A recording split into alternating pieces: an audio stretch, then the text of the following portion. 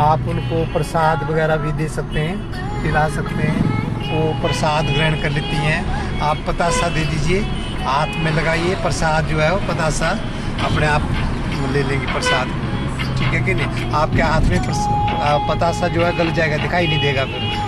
तो ये बड़ा एक चमत्कार होता है माँ का यहाँ जोते। जब कभी भी देश पर या इंटरनली कोई परेशानी आती है तो ये जोते जो है धीरे धीरे अपने आप बुझने शुरू हो जाती हैं।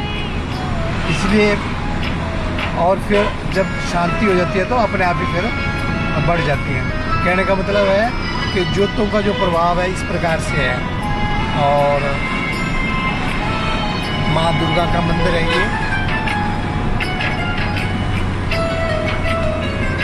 बहुत भीड़ भी रहती है यहाँ, काफ़ी दूर दूर से देश के प्रत्येक कोने से यहाँ लोग आते हैं, देखते हैं और माता के दर्शन करते हैं। यहीं पर एक विशेषता और बता रहा हूँ मैं आपको कि यहाँ अकबर ने एक सोने का छत्र चढ़ाया था माता को। छत्र चढ़ाने के बाद उनको अभिमान हो गया कि कोई भी आदमी हिंदू होकर के माँ को छत्र नहीं चढ़ा सका और मैं मुसलमान हूँ, मैंने माता को छत्र चढ़ाया। तो जब उसको इतना अभिमान हो गया तो छत्र जो है थोड़ी देर के अंदर ही जो है जस्त का बन गया। अब वो यह छत्र भी यहाँ है, देखने से पता लग जाता है कि उसमें कितना ये सत्य है। छत्र जो है वो राख की तरह हो गया, काला, ठीक है। दूसरी बात ये है कि ये जितने भी मुस्लिम मुगल बादशाह आए हैं उन्होंने इसकी परीक्षा बहुत हिसाब से ली है। तो एक बार उन्होंने कहा कि यहाँ पर जो है वो धातु है, गैस है, इसकी वजह से ये जोतें जगती हैं। परीक्षा ली माता की कि यहाँ पर जो है ये जोतें इसलिए जग रही हैं क्योंकि यहाँ पर नीचे गैस है। तो उन्होंने बड़ी बड़ी मशीनें लगवा दी और मशीनें लगवा करके उसकी खुदाई की। तो खुदाई करने के बाद भी वो जोतें वैसे की वैसी रही। पूरा पहाड़ खोद दिया उन्होंने और बड़े बड़े बर्मे लगाए हैं, गाना भी बना गाया है इसके बारे में। बड़े ऊंचे पहाड़ा बिच लग दे बर्मे। तो पहाड़ों में बर्मे का मतलब है मशीनें लगवाई उन्होंने, जो जैसे आजकल आधुनिक मशीनें होती हैं। तो उस टाइम की जो मशीनें थी वो लगवाई, पहाड़ खोदा, लेकिन माँ की जोतों को जो है वो शांत नहीं कर पाए। फिर उसके बाद जब उनके दिमाग में दूसरी बात आई कि ऐसा करते हैं जोतों के ऊपर पानी गिराते हैं, तो नहर खुदवाई, नहर खुदवा करके और जोतों के ऊपर डाला पानी। तो वो जो है पानी जो है जोतों के ऊपर पड़ा जरूर है, लेकिन जोतें इस पानी से बुझी नहीं, बल्कि पानी के ऊपर आने लगी, जोतें ऊपर जलने लगी। पानी से जो पानी की धार है उससे ऊपर जोतें जलने लगी। और इसमें गाना भी है कि जोता ऊपर जल दी ज्वाला। तो ज्वाला जो है जोतों से ऊपर आ गई। तब उनको विश्वास हुआ कि नहीं, यहाँ तो बहुत बड़ी शक्ति है और शक्ति का ही ये सारा चमत्कार है। ऐसा कुछ नहीं है, कोई गैस वगैरह नहीं है, बल्कि माँ की शक्ति है। तो उसी मंदिर के दर्शन मैं आपको आगे चलकर कराऊंगा और दिखाऊंगा भी। मैं उम्मीद करूंगा कि कभी भी आपको अगर मौका मिले तो आप ज़रूर ज्वाला जी आइए, देखिए, दर्शन कीजिए।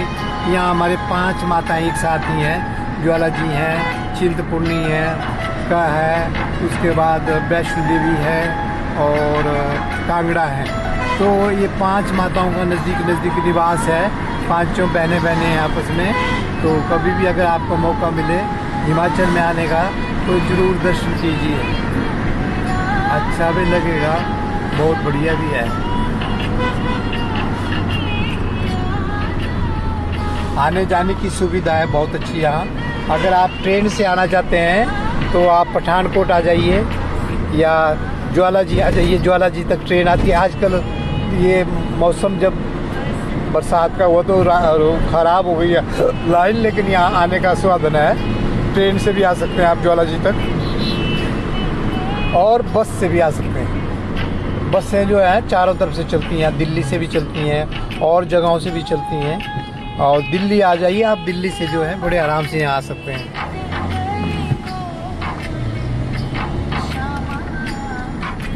तो किसी किस्म की आने की कोई दिक्कत नहीं है। सड़कें बहुत अच्छी हैं यहाँ, रोड बहुत अच्छे हैं, खाने पीने की बड़ी सुविधा है यहाँ। खाने पीने के जो वस्तुएं हैं उनके रेट महंगे नहीं हैं, आप आराम से खा सकते हैं। यहाँ वेजिटेरियन भोजन भी मिलता है आराम से, आप ऐसा नहीं है कि नॉन वेज मिलता है, वेजिटेरियन भोजन ज़्यादा मिलता है।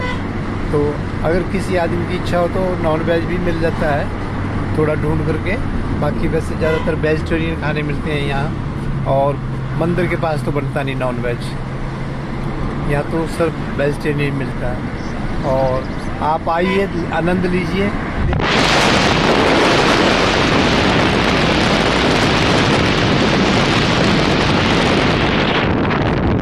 हरे हरे पेड़ हैं, खेत हैं और फसलें हैं, लोग बाग हैं, पहाड़ भी हैं, नदियां हैं। तो हिमाचल की खूबसूरती है ये कि यहाँ जो है बहुत कुछ। और मैं आपको बताऊँ यहाँ के लोग भी बहुत साधारण हैं, अच्छे लोग हैं, व्यवहार बहुत अच्छा है लोगों का, मिलना बरतना बहुत अच्छा है। अगर कोई आदमी बाहर से अतिथि आ जाता है, किसी कारणवश उसके साथ कोई घटना घट जाती है या उसके पैसे चोरी हो जाते हैं या और कोई बात घट जाती है, तो यहाँ के लोग काफ़ी कोऑपरेटिव हैं, मदद करते हैं आदमी की, और उसको जो भी उनसे संभव हो खाना पानी खिला देते हैं। अभी मैं बताऊँ, बड़ी आपदा यहाँ आई है हिमाचल में, बारिश की वजह से बहुत नुकसान हुआ, आपने न्यूज़ में भी देखा होगा।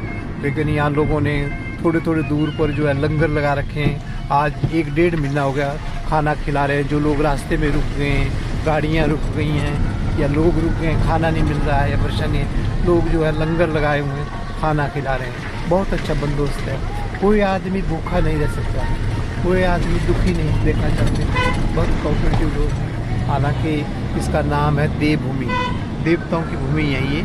यहाँ पर जो है तो कभी भी अगर आप जीवन में मौका मिले तो ज़रूर आइए, देखिए, मंदिरों के दर्शन कीजिए। हमारे यहाँ इसके साथ में बाबा बालकनाथ का मंदिर भी है। बाबा बालकनाथ जी जो है वो सिद्ध पीठ के हैं। तो गुजरात में उनका जन्म हुआ था और फिर उन्होंने घर बार त्याग करके यहाँ शैतलैया एक जगह है, वहाँ पर जो है डेरा डाला था आकर के। क्योंकि उन्होंने भगवान शंकर के दर्शन करने के लिए जब वो हिमालय पर गए थे तो रत्नुमाई को वचन दिया था उन्होंने। रत्नुमाई ने उनको दर्शन कराए थे भगवान शंकर के, ले गए थे वहाँ तक। तो उन्होंने वचन दिया था कि मैं ज़रूर वापस आकर के आपकी सेवा करूँगा किसी भी युग में। तो फिर जो है वो रत्नुमाई जो है लोहारी थी, वो लोहार तो भगवान जो है ये बाबा बालकनाथ जो है छोटे से बच्चे के रूप में, बालकनाथ का मतलब है छोटा रूप है, इनका बच्चे का रूप है, घुंघराले बाल हैं, सफ़ेद गोल्डन हेयर हैं, और आकर के माता के दरबार में पहुंच गए कि माँ मैं तो आपके यहाँ ठहरना चाहता हूँ। तो माँ उसने रत्नुमाई ने कहा, लोहारी ने, कि ठीक है आप रहो मेरे पास, मेरे तो बच्चे हैं नहीं, गायें पाल रखी है मैंने, उनको देखते रहना आप। उसने बोला मैं आपकी गऊओं की सेवा करूँगा, मैं यहाँ रहूँगा और गाय की सेवा करूँगा। तो फिर जो है वो वहाँ ठहर गए। तो जो वचन दिया था वो तो माँ को बताया नहीं उन्होंने। तो बार